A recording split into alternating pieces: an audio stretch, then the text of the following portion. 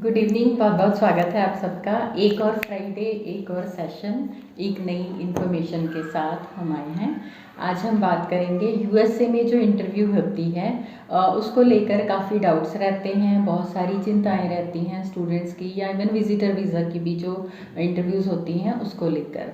तो no fear when sir is here. तो बहुत बहुत स्वागत है मिस्टर दीप अरोड़ा का, जो कि डायरेक्टर हैं माई वीज़ा ओवरसीज़ के।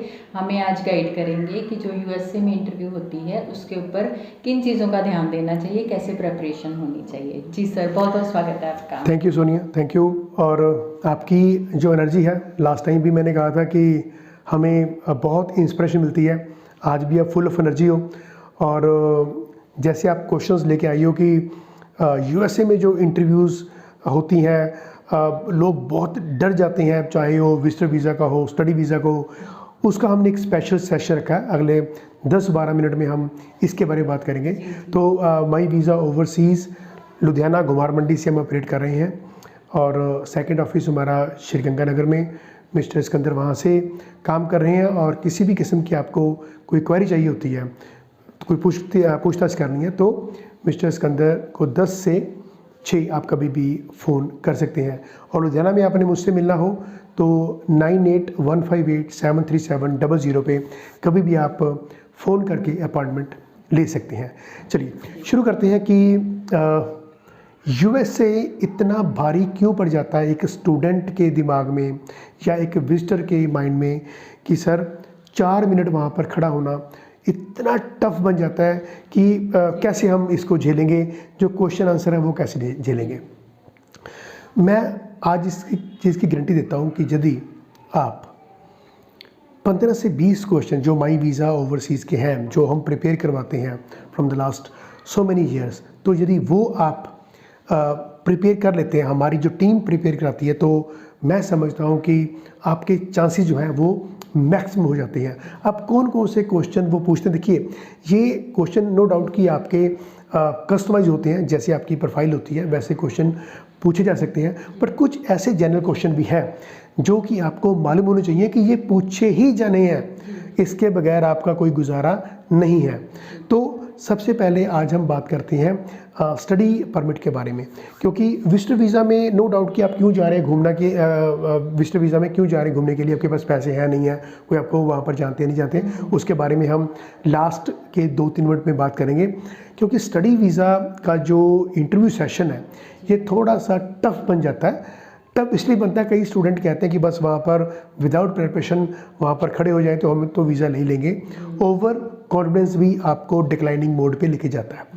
तो सबसे पहला जो क्वेश्चन है वो यही होता है कि जो भी आपने यूनिवर्सिटी या कॉलेज सेलेक्ट किया है, क्या आपको उसके बारे में थॉरली नॉलेज है कि नहीं है। क्या आप उसके विकिपीडिया के बारे में जानते हैं, वो जो यूनिवर्सिटी है या स्टेट का कॉलेज है तो उसमें आप क्यों जाना चाहते हो। पहला क्वेश्चन क्यों आएगा। दूसरा क्वेश्चन, वो जो यूनिवर्सिटी है उसमें अपने जो प्रोग्राम लिए हैं वो क्या आपकी स्टडी के साथ रेलेवेंट है या नहीं है, वो बता दीजिए। तीसरा जो क्वेश्चन मेजरली आता है कि ये जो यूनिवर्सिटी है वो किस सिटी में है, और उस सिटी का आप वेदर जानते हैं, वहाँ की एम्प्लॉयमेंट जानते हैं, वहाँ का आप लिविंग स्ट्रक्चर जानते हैं। तो ये चीज़ें बेसिक पहले फेज़ में पूछी जाती हैं। जब ये फेज़ आप क्लियर कर जाते हैं उसके बाद आपका जो एजुकेशन है, आपकी जो एकेडमिक्स हैं, उस पे स्क्रूटनी हो सकती है। अब होता क्या है कि पंजाब, हरियाणा, हिमाचल के जो स्टेट्स हैं वहाँ पर मुझे ये बात ओपनली नहीं कहनी चाहिए, मैं फिर मैं बोल रहा हूँ ताकि ये पेरेंट्स के वेलफेयर में होगी, स्टूडेंट की वेलफेयर में होगी, कि कुछ जो एजेंट होते हैं वो फेक डॉक्यूमेंट लगा के कि वहाँ पर कौन सी चेकिंग होनी है, वो तो 4 मिनट में क्या चेक कर पाएंगे, तो कोई +2 का कोई फेक सर्टिफिकेट लगा दिया या कोई ग्रेजुएशन की फेक सर्टिफिकेट लगा के उनको आगे एम्बेसी में खड़ा किया जाता है। बट मैं आपको ये बात अपने एक्सपीरियंस के बेस पे बताना चाहता हूँ कि आपके सर्टिफिकेशंस की स्क्रूटनी एंड वेरिफिकेशन होनी ही होनी है। आप ये मत सोचिए कि आपने कोई फेक सर्टिफिकेट वहाँ पर लगा दिया तो आपको वीज़ा मिल जाएगा। ईच एंड एवरीथिंग आज डिजिटलाइज हो चुकी है, हर चीज़ एक ग्लोबलाइज्ड हो चुकी है।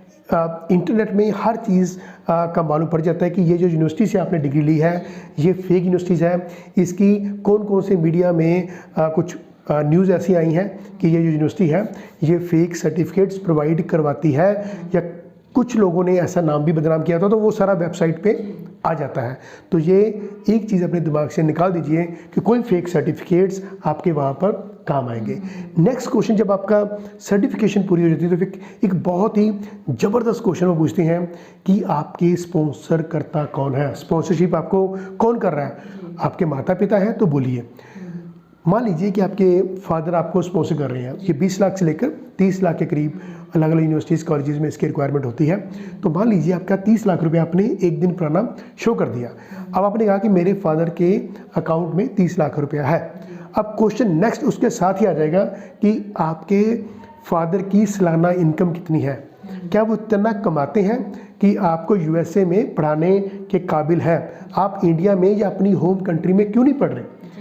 तो जब आप कहते हो कि यस कि मेरे फादर साहब की ये एनुअल इनकम है और नेक्स्ट ईयर का भी मैं आपको प्रोजेक्ट प्लान दे सकता हूँ कि इतना पैसा हमारे सफिशेंट फंड जो है हमारे अकाउंट में अवेलेबल है, तो फिर दुनिया की कोई ताकत भी आपको वीज़ा डिनाइल नहीं कर सकती। उसके बाद का जो प्रोसेस है, अब सबसे बड़ा क्वेश्चन यहाँ पर ये आता है कि आपने कितनी यूनिवर्सिटीज़ में अप्लाई किया हुआ है। आपने मान लीजिए एक यूनिवर्सिटी की ऑफर लेटर या I-20 आपने प्रोड्यूस कर दी, साथ में DS-160 फॉर्म होता है, सर्विस फीस सब जमा कराते हैं, तो ये डॉक्यूमेंट आपने पेश कर दिए कि सर मेरे पास I-20 एक यूनिवर्सिटी की है। अब क्वेश्चन ये आता है कि आप इतने कॉन्फिडेंट हो कि आपको एक यूनिवर्सिटी में आप अप्लाई किया और एक में ही आपको एडमिशन मिल जाएगी। अब आपको हम देखो, हमारा प्रैक्टिकल एक्सपीरियंस है कि आप कम से कम 2 से 3 यूनिवर्सिटीज़ में अप्लाई करिए। देखिए हम भी जब सपोज दिल्ली जाते हैं तो स्टिपनी साथ में होती है, राइट। तो एक तो आप अप्लाई कर रहे हैं, साथ में 1 या एक और, मतलब 2 तो मिनिमम रखनी है। 3 यूनिवर्सिटीज़ आप उनके साथ कम्युनिकेट करते हो, उनका आपके पास पूरा डिटेल होती है कि हमने इस यूनिवर्सिटी में अप्लाई किया है, ये हमारी I-20 है, ये हमारे रेलिवेंट सब्जेक्ट्स हैं और हमें I-20 तीनों से आई है। ये जिससे नहीं आई वो भी बताइए आप कि ये हमें यूनिवर्सिटी है वो I-20 नहीं दी उन्होंने, but rest of the universities they have given us I-20, तो वो भी आपका एक प्लस फैक्टर चलता है। यहाँ पर जो वीज़ा अफसर है वो आपकी बॉडी लैंग्वेज देखता है, वो आपका बात करने का स्टाइल देखता है। वो यदि आपसे वो क्वेश्चन पूछता है कि कौन सी यूनिवर्सिटी है तो आप फंबलिंग करते हो तो फंस गए।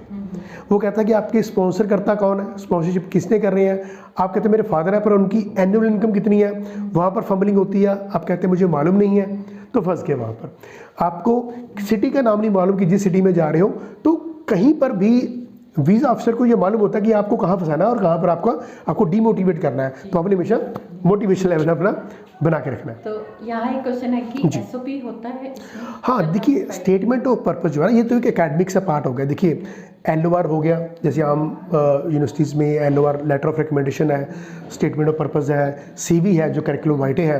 तो ऐसे डॉक्यूमेंट 10th का है, +2 का है, आपके ग्रेजुएशन के सर्टिफिकेट्स हैं, पासपोर्ट है, तो ये सारे आपको लगाने पड़ते हैं। जिन्होंने IELTS की है वो लगाएं, और यहाँ पर विदाउट IELTS भी आप वीज़ा लग सकते हैं। देखिए ये जरूरी नहीं है कि आपके 6 बैंड ईच आ गए या 7 बैंड ईच आ गए तो आपको वीज़ा मिलेगा। तो दे सी योर कम्युनिकेशन स्किल, कि आप उनके साथ कैसे बात कर रहे हो। 5.5 बैंड वालों को भी वीज़ा मिलता है और विदाउट IELTS को भी वीज़ा मिलता है, इसमें कोई क्वेश्चन मार्क नहीं है। 7 बैंड्स वालों का भी वीज़ा रिफ्यूज़ हो सकता है, इसमें भी कोई शक नहीं है। तो IELTS को अपने माइंड में मत लेकर चलिए कि मैं IELTS किया तो मुझे US का वीज़ा ग्रांटेड हो जाएगा। आपकी कम्युनिकेशन स्किल जो है वो आपकी रिस्पॉन्सिबल रहती है आपको वीज़ा देने या ना देने में, राइट। नहीं, SOP का मैंने इसलिए पूछा कि जैसे देखिए आप SOP आपने खुद लिखी होती है, जो स्टूडेंट है उसने लिखी होती है, तो जब आपने खुद लिखी है तो आपको पता होता है कि उसमें आपने क्या क्या लिखा है। मोस्टली क्वेश्चंस जो हैं उसी में ही कवर हो जाते हैं, तो उसी से रिलेटेड होते हैं। और जो CV आपने बनाया है वो भी आपको पता होता है कि उसमें क्या क्या चीज़ें हैं, उससे रिलेटेड क्वेश्चन हो जाएंगे। तो डे 1 जब से आपका प्रोसेस शुरू होता है, जब आप फुली इन्वॉल्व रहते हो उसमें, क्या क्या डॉक्यूमेंट्स लगाए जा रहे हैं, क्या क्या डिटेल्स भरी जा रही हैं, तो अगर आप खुद इन्वॉल्व हो तो आपको कुछ अलग से प्रिपरेशन नहीं करनी पड़ती। वो सारी वही चीज़ें हैं जो आपने प्रोड्यूस की हैं, सारी इन्फॉर्मेशन, सारे डॉक्यूमेंट्स, उन्हीं से रिलेटेड क्वेश्चंस हैं, तो ज़्यादा घबराने की ज़रूरत नहीं है। यहाँ एक बात ज़रूर कहना चाहूँगी कि कहीं कहीं कुछ बच्चों में स्पून फीडिंग की आदत होती है। उसी पॉइंट में आ रहा था मैं कि एसओपी कोई और लिख देता है जो कंसल्टेंट ने कर दिया या कहीं से लिखवा ली एसओपी या सीवी में जो छपवा लिया, तो उसके बाद फिर उन्हें नहीं पता होता है कि अब बोलना क्या है। इसलिए मैं कह रहा हूँ कि एसओपी आप खुद लिखिए, कोई कंसल्टेंट से आप एसओपी मत लिखवाइए, आप इन्वॉल्व रहिए। जब यस, इन्वॉल्वमेंट जरूरी हो रहा है, आपको स्टेप बाय स्टेप पता हो कि क्या डिटेल्स डाली हैं, कब किस में कितना हमने कितने फंड्स डाले हैं, कहाँ कितने मार्क्स आए हैं, सीवी में क्या डिटेल्स हैं, है ना, तो फिर आपको बिल्कुल कोई घबराने की ज़रूरत नहीं। हाँ, वही बात आ गई कि जेन्युइन स्टूडेंट को वीज़ा डिनाइल का कोई सोच नहीं है, उनको वीज़ा मिलना ही मिलना है, जो जेन्युइन है उसको वीज़ा मिलेगा। बाकी जो ओवर कॉन्फिडेंस हो जाती हैं और आप एम्बेसी ऑफिसर से पूछते हो, sir how are you, where do you live and how do you earn and all sir, तो ऐसी चीज़ें आपको नुकसानदायक होती हैं। सबसे पहला एक गुरु मंत्र आप नोट कर लीजिए, जितना पूछा उतना बोलिए। बिल्कुल, बट कॉन्फिडेंट रहिए। हाँ, क्योंकि आपका कॉन्फिडेंस ही आपको आगे लेकर जाने वाला है। अगर आप बिल्कुल निराश, एकदम हताश से बैठे रहेंगे तो वैसे काम चलने नहीं वाला, कोई आपके ऊपर दया नहीं करने वाला, टू बी ऑनेस्ट। बिल्कुल ठीक है, बिल्कुल ठीक। आप अपने कॉन्फिडेंस से चलिए, जो भी इंटरव्यू है उसको, लेकिन एक फोबिया भी मत मानिए कि आप आराम, बिल्कुल बैलेंस्ड चलिए। फोबिया तब आता है, फोबिया तब आता है जब अनएजुकेशन होती है, जब बंदा प्रिपेयर ही नहीं है, इन्वॉल्व ही नहीं है, तो फोबिया तो आएगा। कभी कभी ऐसे आ जाता है कि कहीं पहले कोई स्टूडेंट आया जिसने फीडबैक ऐसा दे दिया कि मेरे साथ ये हो गया, ये हो गया, वो उसका इंडिविजुअल वो है कि उसकी बॉडी लैंग्वेज क्या थी, उसकी परफॉर्मेंस कैसी थी, उसके ऊपर उसको रिएक्शन मिला है। अब उसी बात को पकड़ के खुद सारे बच्चे ना तो फोबिया में आ जाए, ना ही ओवर कॉन्फिडेंस में कि हम ये कर देंगे और वो कर देंगे। बिल्कुल। इसके साथ की बात यह है कि जब आपकी एक क्यू बनती है, आपको मान लो 3 स्टूडेंट्स को डाउन द लाइन उन्होंने क्यू पे खड़ा कर दिया, आपकी लाइन में आ गए, पहले 2 स्टूडेंट का वीज़ा नहीं मिला, अब तीसरा जो पर्सन है वो तो वैसे डिमोटिवेट हो जाता है कि पहले 2 को मिला ना, मुझे भी कोई नहीं मिलेगा। तो उसकी प्रोफाइल के मुताबिक उसको जो वीज़ा है वो डिनाइल हुआ है। इसका मतलब ये नहीं है कि पहले 2 को आपकी डाउन द लाइन आगे थे, उनको वीज़ा नहीं मिला तो आपका भी वो पासपोर्ट आपको वापस कर देंगे, ऐसा नहीं होता। तो आपका पासपोर्ट रख सकते हैं। वैसे वर्षा अगर 2 को मिल गया तो जरूरी नहीं आपको भी मिल जाएगा। बट आप कॉन्फिडेंस में रहिए, कॉन्फिडेंट रहिए और ज़रूर आगे जो भी फेस करना है, अब आप पहुंच ही गए हो विंडो पर, तो इंटरव्यू अच्छे से दे ही सकते। बिल्कुल बिल्कुल। तो इसका जो प्रोसेस मैं 1 मिनट बताना चाहता हूँ कि सबसे पहले आप जब भी यूएसए का वीज़ा सोचते हैं, स्टडी वीज़ा, तो सबसे पहले आप यूनिवर्सिटी के लिए पूरी रिसर्च करिए, खुद की रिसर्च करिए कि आप क्यों जाना चाहते हैं, यूनिवर्सिटी की रिसर्च करिए कि आपने ये यूनिवर्सिटी क्यों चूज़ की, पहला पॉइंट। दूसरा, जो आप प्रोग्राम चूज़ करना चाहते हैं क्या वो आपकी जो आपने स्टडी की हुई है उसके रेलेवेंट है या नहीं है, दूसरा पॉइंट, ये बहुत इंपॉर्टेंट है। तीसरा, आप ये चूज़ करें कि कोई ऐसी सिटी मत चूज़ कर लीजिए जहाँ पर वो बहुत एक्सपेंसिव हो, वो भी अपने बजट के मुताबिक अपने सिटी अपने चूज़ करनी है। थर्ड पॉइंट, आपने ये चूज़ करना है कि आपके जो फंड है वो कौन शो करने जा रहा है, आपके पेरेंट्स हैं, आपके दादी दादा हैं, नाना नानी हैं, या कौन शो कर रहे हैं, और आपकी जो नेक्स्ट ईयर की फीस है वो कौन डिपॉजिट कराएगा।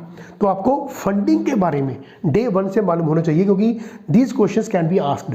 तो ये जब क्वेश्चन पूछे जाते हैं तो you should be well aware about those questions. अगर ये पूछा जाए कि आप स्टडी के साथ काम करने वाले हो या नहीं, देखिए मकसद तो जेन्युइन हुड का है, उनको मालूम होना चाहिए कि आप एक जेन्युइन स्टूडेंट हो, आपने वहाँ पर पढ़ने जाना है। आपने साथ में ये कर दिया कि मुझे तो 20 घंटे मिल जाएंगे, मैं तो भी काम भी करूँगा और मेरा सारा खर्चा मैं वहाँ से निकालूंगा, ऐसा कुछ नहीं होने वाला। वो आपका एक सपोर्ट है, 20 आवर्स पर वीक आपका सपोर्ट है कि पेरेंट्स पे आप बर्डन मत डालिए। उसके बाद यदि आपको F1 वीज़ा मिल जाता है, ये 5 साल का वीज़ा होता है, और जो एसोसिएट डिग्री है ये 2 साल की होती है, जो डिग्री होती है वहाँ पर 4 साल की। जैसे कनाडा और यूएस, जैसे मैंने कहा कि इनका जो एजुकेशन सिस्टम है ये one of the best in the world है, तो आपको 4 साल की डिग्री या 2 साल की ऐसी डिग्री मिलती है, पर वीज़ा आपको 5 साल का मिलता है। जब आपका 2 साल की डिग्री या 4 साल की डिग्री कंप्लीट हो जाती है, उसके बाद आपको एक OPT that is called optional practical training, ये 12 महीने से लेकर 36 महीने के बीच, मतलब 1 साल से लेकर 3 साल के बीच में हो सकता है। उसके बाद जब आपकी OPT कंप्लीट हो जाती है, ऑप्शनल प्रैक्टिकल ट्रेनिंग, फिर आपको H1B वीज़ा मिल जाए, that is called work permit. जैसे कनाडा में, न्यूजीलैंड में जब आप एक काम कर लेते हैं, जैसे पोस्ट स्टडी वर्क परमिट कहते हैं, ऐसे यहाँ पर H1B वीज़ा कहते हैं। आपको वर्क परमिट मिल गया, यदि आप यहाँ पर 2 साल 4 साल काम करते हैं तो then you are leading towards green card, तो फिर आपको वहाँ पर ग्रीन कार्ड एक एज ए सिटीजन बन जाते हैं। तो एक ग्रेजुएशन वाला जो स्टूडेंट होता है वहाँ पर पढ़ने जाता है, तो तकरीबन 5 से 6 सालों में वो ग्रीन कार्ड होल्डर बन सकता है, यदि उस कंट्री की जो लॉज हैं उसको फॉलो करें। तो आई थिंक सारे क्वेश्चंस हमारे कवर। हाँ, मुझे लगता है कि स्टडी वीज़ा को हमने सारा कवर कर लिया है। जी। तो विजिटर वीज़ा के लिए, हाँ बिल्कुल बिल्कुल। देखिए यहाँ पर क्या सिस्टम है USA में, जिसको भी वीज़ा लगना है उसको इंटरव्यू पे आना ही पड़ेगा। नहीं है, ठीक है, विजिटर है, स्पाउस है, विजिटर है, कोई भी वीज़ा है उसको। कुछ ऐसे वीज़ा है जो एग्जम्प्टेड हो गए हैं, उनकी बात हम नहीं करते। हम बेसिकली हम जो F1 वीज़ा स्टडी वीज़ा है, या B1 B2 जो विजिटर वीज़ा, हम उसकी बात कर रहे हैं। बाकी different there are so many categories of visas, वो हम यहाँ पर डिस्कस भी नहीं कर सकते और हम ऑथराइज भी नहीं है। हम सिर्फ स्टडी वीज़ा और विजिटर वीज़ा की कंसल्टेंसी दे सकते हैं, इसके लिए हम ऑथराइज है। विजिटर वीज़ा में भी आपको जब आपने USA जाना है तो कोशिश ये करिए कि फ्रेश पासपोर्ट के साथ अप्लाई मत करिए अनटिल और अनलेस कि आपके जो फाइनेंशियल क्रेडेंशियल्स हैं वो बहुत स्ट्रॉन्ग हो। आप 2-4 कंट्रीज़ में, चाहे एशियन कंट्रीज़ भी हैं, घूम आइए, ताकि आप अपने आप को एक्सप्लोर करो कि मैं इन कंट्रीज़ में ऑलरेडी घूम चुका हूँ और मैं अब USA में जाना चाहता हूँ। तो कोई बड़ी बात नहीं है। क्वेश्चन आपसे ये पूछा जाएगा कि वहाँ पर आप किसके पास ठहरोगे, कोई रिलेटिव्स हैं, कोई वहाँ पर होटल बुकिंग की है, आप टूरिस्ट पे जा रहे हैं या विजिटर वीज़ा पे जा रहे हो, कोई वहाँ पर कोई दुख है या सुख है, तो बताइए, सच बोलिए। देखिए सबसे पहला पॉइंट ये है कि जब तक आप सच नहीं बोलते, आपका जो बॉडी का टेम्परेचर है वो भी नोट कर लेते हैं, आप कैन इमेजिन, और आप ऑलरेडी डिसाइडेड होते हो जब उनके पास फाइल आपका DS-160 आपने फॉर्म भरा होता है, तो आपका decision 90% they have taken already. 10% आपकी जो बॉडी लैंग्वेज है उससे वो वीज़ा डिनायल या अप्रूवल होता है। तो कोशिश ये करिए कि सच बोलिए। आप यदि आप सोचोगे कि मैं ओवर एक्टिंग करके या कोई ओवर कॉन्फिडेंस से मैं उनको दिल जीत लूँगा, ऐसा कुछ नहीं होने वाला। आप जैसे हो अपने आप को वहाँ पर प्रूव करना है, और कोशिश करिए कि आप मिरर में जाकर कुछ अपने आप को सेल्फ आप सिंक्रोनाइज करके जब स्क्रूटनी करते हो सेल्फ की कि आपने क्या गलती कर रहा हो, कि आपके जो हाथ की मूवमेंट है, आपके फेस की मूवमेंट है, वो क्या बात करते वक्त कोई डिसअलाइन तो नहीं हो रही, तो ये आपने सारा चेक करके खुद भी बता सकते हैं कि मेरी आपकी ये कमियां हैं, वो कमियां दूर करिए।